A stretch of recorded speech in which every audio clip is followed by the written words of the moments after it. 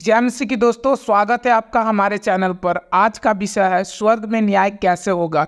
यह एक बहुत ही महत्वपूर्ण और गहन प्रश्न है जिसे हर किसी ने कभी न कभी सोचा होगा। तो चलिए आज हम बाइबल के दृष्टिकोण से इस विषय पर चर्चा करते हैं। तो सबसे पहले हम यह समझना होगा कि बाइबल में स्वर्ग को कैसे परिभाषित किया गया है। स्वर्ग वह स्थान है जहां परमेश्वर का निवास है। यह एक पवित्र स्थान है जहां केवल वे लोग जा सकते हैं जो परमेश्वर की इच्छा के अनुसार जीवन जीते हैं। बाइबल हमें बताती है कि स्वर्ग में न्याय का एक पक्का और निष्पक्ष तरीका है। बाइबल के अनुसार परमेश्वर न्यायी, प्रिय और निष्पक्ष है। हर व्यक्ति के कर्मों के आधार पर उसे न्याय मिलेगा। रोमियो 2 का 6 और 7 में लिखा है, वह हर एक को उसके कर्मों के अनुसार प्रतिफल देगा। जो लोग धैर्य से अच्छा करने में लगे रहते हैं उन्हें वह अनंत जीवन देगा।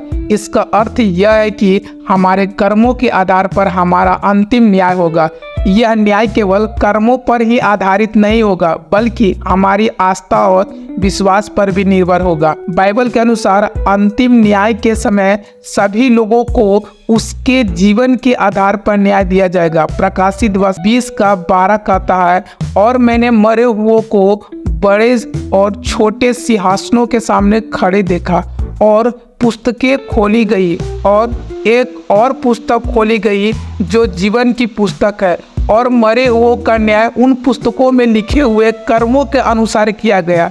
इस दृश्य में हमें यह दिखाया गया है कि हर एक व्यक्ति के कर्मों की गणना की जाएगी और उस आधार पर न्याय किया जाएगा। लेकिन यहाँ पर एक और महत्वपूर्ण बिंदु है, यीशु मसीह में विश्वास। बाइबल हमें बताती है कि यीशु मसीह में विश्वास करने वाले को अनंत जीवन मिलेगा। यूहन्ना 3 का 16 में लिखा है, क्योंकि परमेश्वर ने जगत से ऐसा प्रेम किया कि उसने अपने इकलौता पुत्र दे दिया ताकि जो कोई उस पर विश्वास करे वह नाश न हो परंतु अनंत जीवन पाए। इसका मतलब यह है कि स्वर्ग में न्याय का आधार केवल कर्मों पर ही नहीं बल्कि यीशु मसीह पर हमारे विश्वास पर भी होगा।